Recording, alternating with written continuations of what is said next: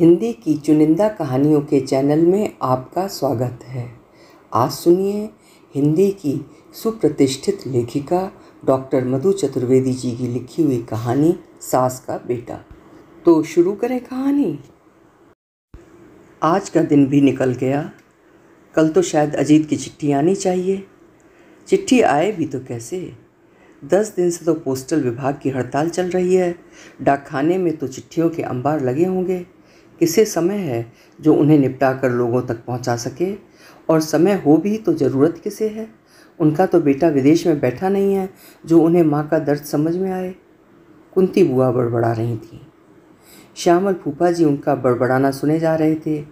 कोई आज नई बात नहीं है। जानते थे कि गुजरे 15 वर्षों में मुश्किल से ही शायद अजीत के पत्र कभी कभार आते हैं। इतने वर्ष हो गए पड़ोस में रहते हुए। वर्षों से कुंती बुआ और श्यामल फूफा जी को देख रही हूँ। अच्छी तरह याद है अजीत को जब विदेश की फेलोशिप मिली थी तब भी बुआ ने कितना फैल मचाया था। बुआ अजीत पर बरस रही थी। नहीं जाने दूंगी तुझे 7 समंदर पार। आखिर अपने देश में क्या पढ़ाई और नौकरियों की कमी है जो समुंदर पार कोसों दूर जाना चाहता है? अरे बूढ़े बुढ़िया की लाश पड़ी रहेगी, उन्हें कंधा भी पड़ोसियों का ही मिलेगा। तू तो मुखाग्नि देने भी नहीं पहुंच पाएगा। बीमारी हारी की तो उम्मीद ही छोड़ दो। बोलते बोलते बुआ की आवाज़ हिचकियों में दबकर रह गई थी। फूफा बुआ को समझा रहे थे, देखो बच्चे का भविष्य जिसमें अच्छा है उसी में खुश रहो। क्या अपने स्वार्थ के लिए बच्चे का भविष्य बिगाड़ दोगी? समझदारी से काम लो। बच्चे को हिम्मत दो, बच्चे की ताकत बनो, कमजोरी नहीं। ये मत समझो कि अजीत के लिए निर्णय ले पाना आसान है। अनजानी जगह का भय तो सभी को होता है। उसे अपनी भावुकता से और कमज़ोर मत बनाओ। जिस बच्चे को उसकी मंजिल तक पहुंचाने के लिए अपनी खुद की ज़िंदगी को सीढ़ी बनाया, आज जब वो मंजिल के करीब है उसकी टांग खींचकर नीचे गिराने की गलती माँ की भावुकता नहीं कर सकती। कुंती बुआ के कान इन तर्कों को समझने के लिए बहरे हो चुके थे। कुंती बुआ ने गुस्से में अजीत का सूटकेस बैग सब सड़क पर फेंक दिए थे। अब शक्ल मत दिखाना, अपने दोस्तों के घर में ही रहना, वहीं से चले जाना। अरे इसी दिन के लिए पाल पोस कर बड़ा किया था कि ये निर्मोही छोड़कर चला जाएगा। अरे कोई लूला अपाहिज ही होता तो कम से कम देहरी पर बैठा तो रहता। अरे इतना तो पुरखे छोड़ ही गए हैं कि सारी ज़िंदगी रोटी खिला देते। वहाँ जाकर क्या मोती मूंगे खाने लगेगा? बुआ का प्रलाप अपनी जगह था। अजीत चला गया। बुआ फूफा जी अपने जीवन में अभ्यस्त हो गए थे। अजीत ने कंप्यूटर इंजीनियरिंग की डिग्री लेने के बाद वहीं नौकरी कर ली थी। अजीत हर दूसरे साल आता रहा। जब आता तो घर में रौनक हो जाती, घर के कई काम भी निपटा जाता। फिर उसने वहीं शादी कर ली। पत्नी को लेकर माँ बाप से मिलाने भी लाया था। 4 वर्ष बाद दोबारा भी आया था। फिर सारे संबंध कभी बैंक में मनी ट्रांसफ़र और माह में एक आध बार आने वाले पत्रों तक सीमित रह गए थे। पत्र भी घटते घटते साल में एक आध चिट्ठी तक सिमट कर रह गए थे। निराशा हताशा अपनी जगह, लेकिन बुआ का चिट्ठियों के लिए इंतज़ार ज्यों का त्यों बरकरार रहा। मातृत्व पर तो बुआ का एक छत्र अधिकार था। फूफा जी उस घेरे से बाहर थे। बकौल बुआ ये कैसे समझेंगे माँ की ममता? अगर समझे होते तो क्या जाने देते? पितृत्व की शिकायत की तो कोई अदालत वहाँ थी ही नहीं। सुबह जब तक पोस्टमैन दूर से हाथ हिलाकर चिट्ठी ना होने का इशारा नहीं कर देता, कुंती बुआ अंदर नहीं जाती। हम कहते भी कि बुआ हम यहीं लैपटॉप पर बरामदे में काम कर रहे हैं, आएगी चिट्ठी तो आकर दे देंगे। पोस्टमैन चिट्ठी वापस लेकर थोड़ी चला जाएगा। पोस्टमैन क्या अपनी मिठाई छोड़ देगा? अजीत के नाम की मिठाई तो खिलाओगी ना? फिर धीरे धीरे कुछ भी कहना छोड़ दिया। बुरा भी लगता कि क्या समझाएं बुआ को। समझती तो हैं पर स्वीकारना नहीं चाहती। ठीक है, ये आशा ही शायद उनकी संजीवनी है। आज बुआ के ड्राइंग रूम की तरफ सन्नाटा था। बुआ बाहर नज़र नहीं आई। एक बार भी गेट की तरफ झांकती भी नज़र नहीं आई। एकाएक घबरा भी गए। झांक कर देखा सब ठीक तो है, बुआ की तबीयत तो ठीक है। लेकिन बुआ रसोई घर में अपने काम में मगन थी। सोचा चलो ठीक है, इतना ध्यान बटा हुआ है कि उन्हें समय की भी सुध-बुध नहीं रही। काम समेटते समेटते 11 बज गए थे। रसोई से खुशबुएं तो आ रही थीं, लेकिन बुआ अभी रसोई से बाहर नहीं आई थीं। माजरा कुछ समझ नहीं आ रहा था।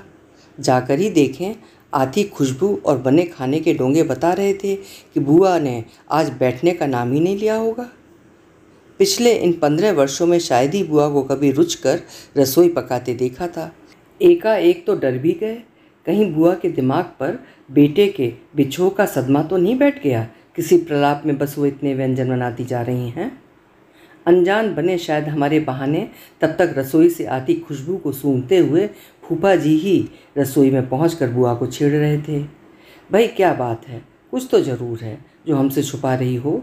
अरे भाई, हमें भी तो पता चले कि बात क्या है। कोई फ़ोन या कहीं से कोई शुभ समाचार आया है? रसोई में इतनी उलझी हो कि सुबह से तुमने एक बार भी पोस्टमैन के लिए नहीं झांका। आज तो हम बार बार आके झांक रहे थे कि माजरा क्या है, लेकिन पूछकर बिल्ली के गले में घंटी बांधने का खतरा कौन मोल ले। देखो, बिंदा भी पड़ोस से काम छोड़कर देखने आ गई। आज तो ये ऐसे चहकती फिर रही हैं कि अजीत की चिट्ठी नहीं, अजीत खुद आ गया हो। फूफा जी की इस चुहल पर एक बार तो बुआ अंदर तक सूख गई।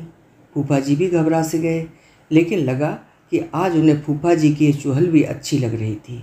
आज बुआ की आंखों में मानो फूफा जी के लिए दुनिया जहान का प्यार उमड़ आया था। अपनी सारी पीड़ा को जैसे झाड़ती हुई उसी चहक से बोली, अरे अपने बेटे के लिए नहीं, सास के बेटे के लिए उसके पसंद के पकवान बना रही हूँ। कितने साल गुजर गए, पसंद का खाना ही नहीं बनाया। त्योहार कब आते कब चले जाते पता ही नहीं लगता। हम तो आपस में हंसना ही भूल गए। अपने बेटे के मुंह में बस अंधी ही रही। उसकी ममता में उसके बाप को भी उसका दुश्मन समझती थी। बस सारी उम्र इसी यत्न में लगी रही कि बेटे को खरोच भी ना आ जाए। अपनी खुद की इच्छाएं क्या होती हैं कभी जाना ही नहीं। पिता के कठोर अनुशासन से भी बचाने में ही लगी रहती, बेशक बेटे का ही नुकसान हो जाए। आज उस बेटे के पास माँ को याद करने के लिए चंद मिनट भी नहीं है। अरे अपने बेटे से तो सास का बेटा अच्छा है। सास के बेटे को रिश्ते का दर्द तो है। अरे बुढ़ापे में भी मुंह देखते रहते हो, खांसी भी आ जाए तो उठकर बैठ जाते हो। खून के रिश्तों पर खून बहा देते हैं, लेकिन रिश्ते तो प्यार से बनते हैं। ये आज समझ में आया है। अपने बेटे से अच्छा तो सास का बेटा है, जिसने कभी किसी बात का बुरा नहीं माना, यहाँ तक कि अपनी पीड़ा तक मुझसे छिपा कर रखा। क्या मैं समझती नहीं हूँ कि मेरे घावों पर मरहम लगाते लगाते अपने उन घावों को तुमने भुला ही दिया जो अंदर ही अंदर रिस रहे हैं। कितने सालों से एक मुखौटा लगाए घूम रहे हो, एक आंसू जो कभी बाहर नहीं आने दिया। अपने बेटे के प्यार में अंधी मैं तो सास के उस बेटे को प्यार देने में भी कंजूस ही रही। मानो प्यार पर बस पूरा हक अजीत का ही समझती रही। लोग कहते हैं बेटा बुढ़ापे की लाठी होता है। मेरी तो लाठी मेरी सास का बेटा ही बना, अपना बेटा नहीं। बुआ बोले जा रही थी।